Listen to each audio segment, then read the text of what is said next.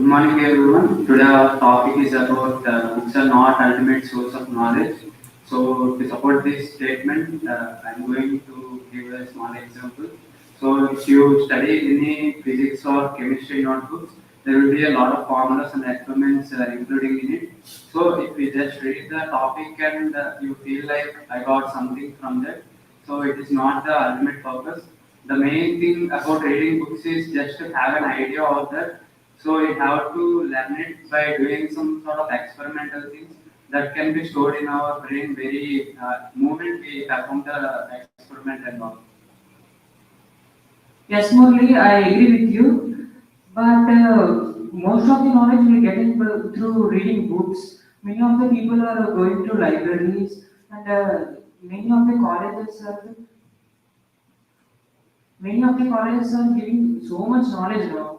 So I think books is giving more knowledge.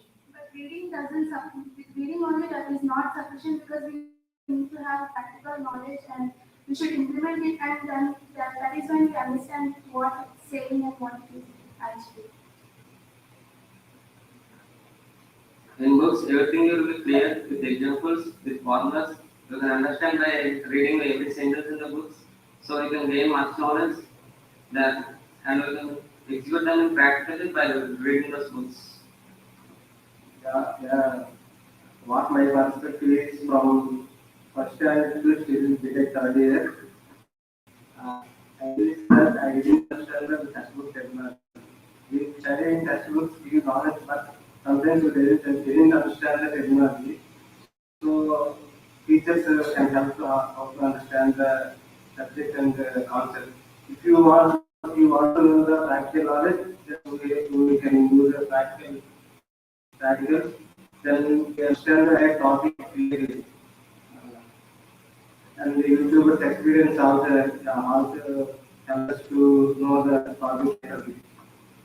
Yeah, but you are right. But books are the major resource which give us basic knowledge, and through books only we introduce our topics, and by books we can read so many examples. But nowadays there are so many resources with other than books which are giving us knowledge.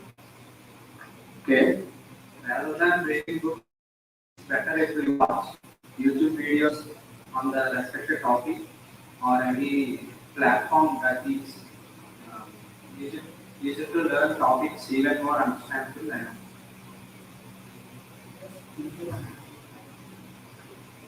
peoples are different and their minds grasp different concepts. So book one is not a source of knowledge because some peoples get learn from real life experience and some get practical knowledge, some gets differently in video. So book is not only the source of knowledge, it just guide us to how to implement that. We have to real life experience to learn something. One more thing about that, because we are very more attracted towards the holy books, especially the Gita. The Gita says many things, like it should, we all should follow the karma, everything. In the book also, the Lord Himself said few words about the karma, as well as saying that thing. He also suggested us to follow that thing. That's the main thing. We are not just reading the book like a prayer or something. It should be followed because everything in that book is a practical. If you apply that in your life, you will change. You will understand the essence of that book. And also, our natural books, reading the natural books are not different from the Gita because they also possess knowledge, energy, that energy that we should obtain, that essence that we should take, and that should be followed by everyone. And it should be spread all over us. And reading books like if we see the practicals are just we seeing the readings and doing the experiment everything. But when we perform the experiment, not the actual reading, you can obtain more. Even the book says something like it's limited, but you can achieve more. You can achieve more from it. That's what I mean. Yes, Harshit, but what I'm thinking about it, the person who starts his work, he didn't have any knowledge about it, then how can he start his work? By reading some books, he getting some knowledge, he can start his work easily. but he didn't perform 100%, but he performed minimum, bro. Yeah, I completely agree with you. So a person who don't have any knowledge about the topic couldn't even find which book to read. So the ultimate goal is to search for the topic on internet or browse it on the internet. The first thing that comes into our mind is to watch a video or do a practical thing, so that can be remembered for a longer time, and the concept that is being applied can be understood very peacefully and helpful way. Yes, it's about that because books are published years and years ago, and those can be outdated because generation updates every time. So books can contain information that belongs to the last generation or something. In generation, with lot of changes happens.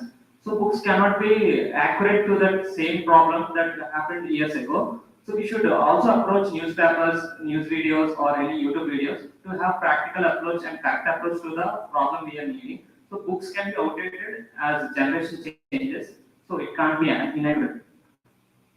As Mohammed, that's right. Because when we are reading the business books, we also see the myths, customers, managers, with everything. That's all our at that moment of time that used to be right. But now the modern technology changes, the tools changes, everything changes. As we move, as we update, we should be update ourselves too. And Avinash, one more thing.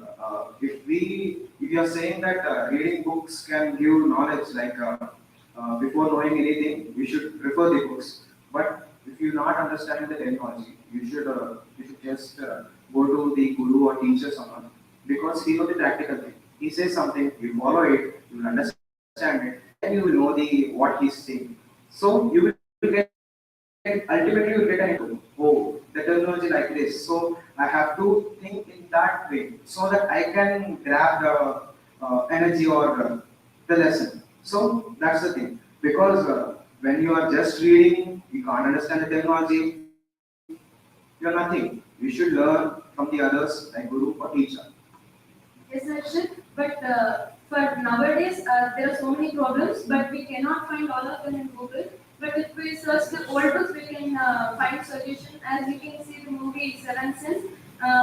He found the solution from some guru like Bodhidharma, and you can say that some of the solutions are found to be only in the old books. Harshit, you said it's right, but by using Google, it is some of a distraction, right? But when we are reading the books, we can't distract by any other. We can't distract now. So I'm supporting the books. So you are saying that by reading books we cannot get distracted. But if you don't understand what you are reading, so it is no ultimate purpose that considering a book as the ultimate source of knowledge. So if you browse over an internet and find the best video to obtain the knowledge about that, we will show the practical way of approaching your problem, and he'll explain all the scenarios that are included into it. So, considering a other source of information like videos or news articles which are up to date over the internet, we can choose them over the books. So that's my point of view. Yeah, Mohit. While reading books, if not available, you can find the exact meaning of terminology in other books. By reading such more books, we can learn every terminology and every syntax of that sentence, so you can gain more by seeing. By seeing videos, we learn only basics. But we are reading more books, we can learn in depth regarding the topic. When you read books as well as do it in a practical way, then it will go into your head, because reading books just makes you fat of knowledge. That's it. When you do practice, the fat eventually burns, and you will be like a sword with a great sharpness. You have to balance both. Both, yes, what's happening. So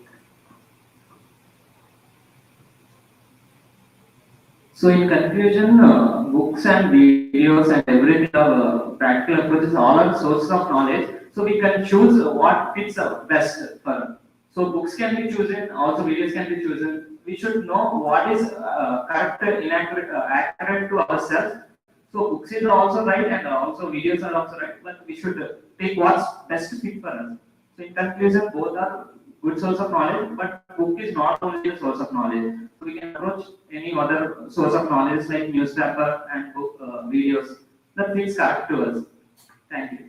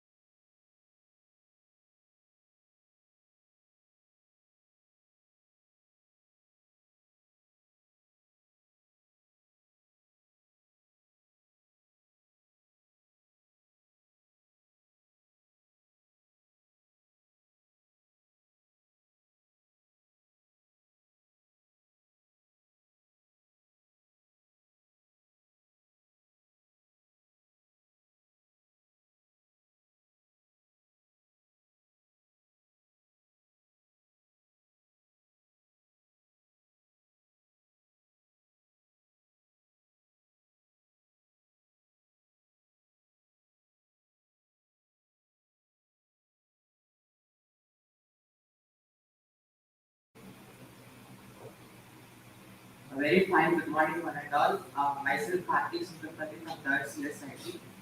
Today we are here to do a discussion on expectation is happiness. So let us know all of our perspectives each other and let us come to one point.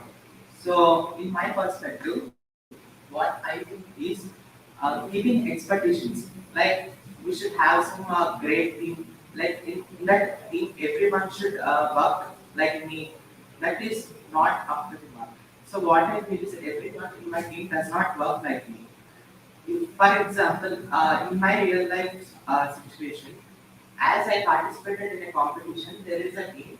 Like everyone are very much eager to participate, but they are making their efforts. Coming to their expectations are so. So what I mean, like if any submission is asked, they used to submit, but that is incorrect. This leads to failure. So in everyone's perspective, let us know each other.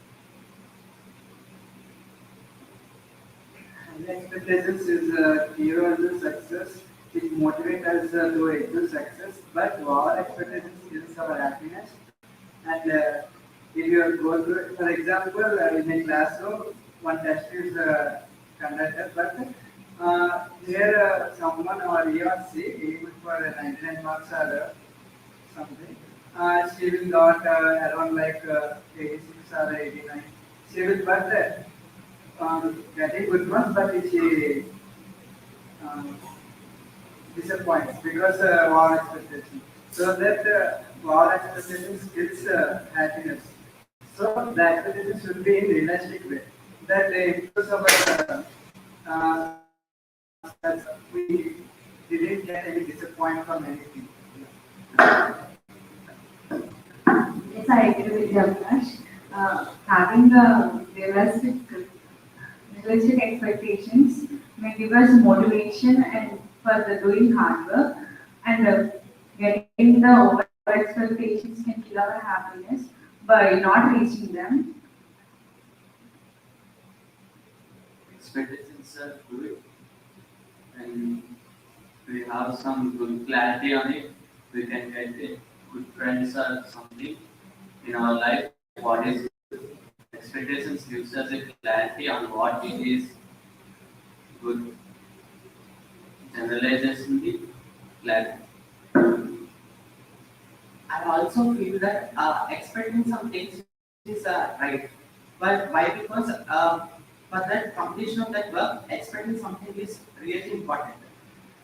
With that important nature, we will be focusing on that work to complete. Yes, Karthik, expectation is good, but it should be up to our mark. We have to know completely about what we are expecting. Is that related to standards or not? If not, we will struggle for what we thought.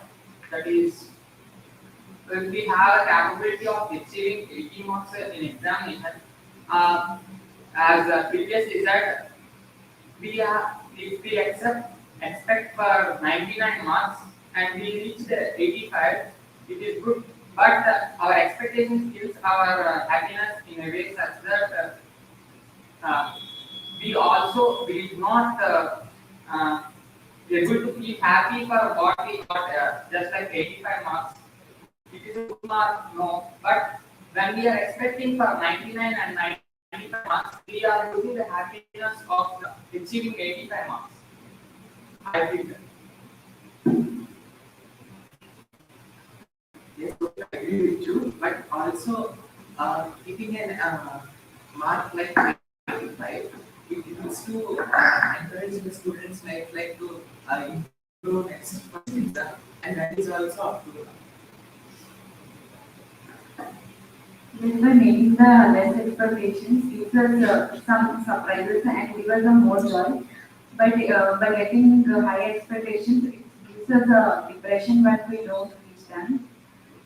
So Yes, Sumitra, as you were mentioning about depression, like if the person who is feeling depression, the others should also think like, okay, you can better luck next time, and we should have some certain goal, like expecting this up to the mark, so that we can, for the next time, we can succeed. Past achievements also create high expectations, and she got 100 marks or 98 marks in past class or before the exam, and she got less marks this time. She will expectations will create kills her.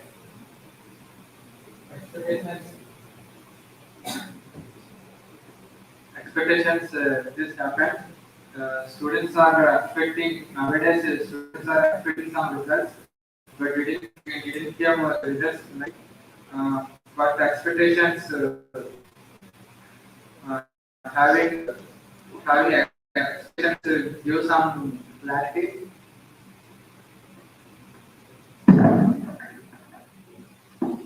What I feel is expecting only in the marks rate, not like that.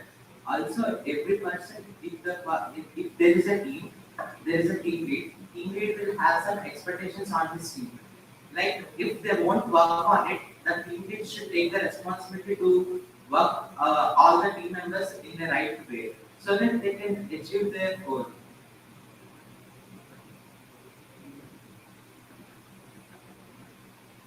Yes.